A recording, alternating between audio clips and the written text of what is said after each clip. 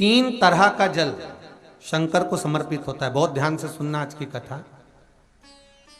तीन तरह का जल शिव को समर्पित होता है और वो तीनों तरह के जल का अलग अलग भाव है महाराज। पहला जल सादा, घर से पानी लेकर गए, जल लेकर गए, शंकर को चढ़ाया। वो हमने घर का अपना एड्रेस बता दिया। भगवान शिव को जल चढ़ाकर अपने आनंद के लिए शंकर से कुछ प्राप्त कर लिया। दूसरा जल, जल के कलश में थोड़ा सा इत्र डालकर शंकर को जब समर्पित करते हैं तो महाराज घर में अगर कोई व्यक्ति बहुत रोगीला है, बहुत रोगीला, एक प्रैक्टिकल जरूर करना हो। कहीं सीओर वाला महाराज झूठ तो नहीं बोल रहा, इसलिए प्रैक्टिकल जरूर करो। प्रैक्टिकल करने में पीछे मत हटना और प्रैक्टिकल करने के बाद लिख के भी भेजना कि हमने करा। डरना नहीं है अपने को। शिव महापुराण में, स्कंद पुराण में, नर्मदा पुराण में, भविष्य पुराण में, अग्नि पुराण में, नारद पुराण में, बरहा पुराण में, वामन पुराण में जितनी चीजें लिखी गई है एक एक प्रैक्टिकल कर कर देखो। तो शिव महापुराण, स्कंद पुराण का ये भाव याद करिए कि एक लोटे पानी में इत्र मिलाकर, जल में इत्र मिलाकर, बहुत रोगीला व्यक्ति, बहुत बीमार व्यक्ति है, एक लोटा पानी उसका हाथ का स्पर्श कराकर शंकर को चढ़ाना प्रारंभ कर दीजिए। महाराज केवल 5 या 7 दिन चढ़ाओ और वो 7 दिन के बाद में उस बीमार व्यक्ति का क्रम देखिए कि उसमें कितना आराम लगा है। औषधि दवाई काम करना प्रारंभ करी कि ना करी। केवल इत्र समर्पित, इत्र का जल।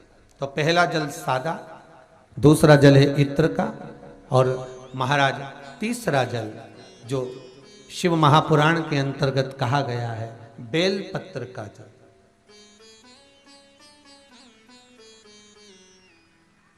तीसरा जो जल है वो बेलपत्र का जल। बेलपत्र का जल कैसा?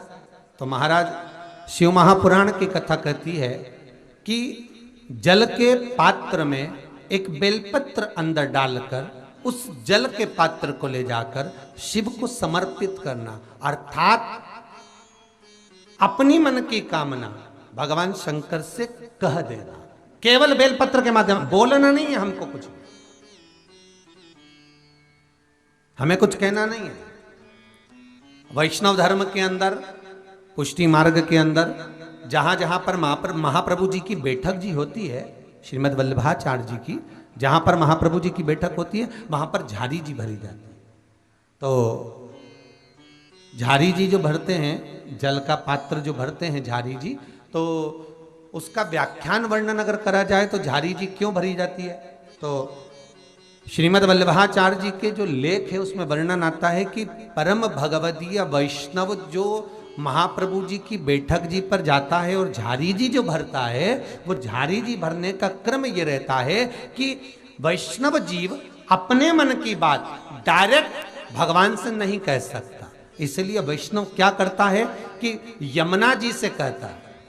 ये झारी जी जो है ये यमुना जी, तो यमुना जी को जब भरता है, झारी जी भरता है तो अपने मन की बात वो यमुना जी से कहता है। यमुना जी से कहकर यमुना जी के भाव से श्रीमद् वल्लभाचार्य जी के सामने रख देता है। तो यमुना जी श्रीमद् वल्लभाचार्य जी को आज्ञा करती हैं कि जाओ, श्रीमद् वल्लभाचार्य जी से कहती हैं हे वल्लभ जाओ, अब ठाकुर जी से तुम कहो कि ये परम भगवदीय वैष्णव आया है।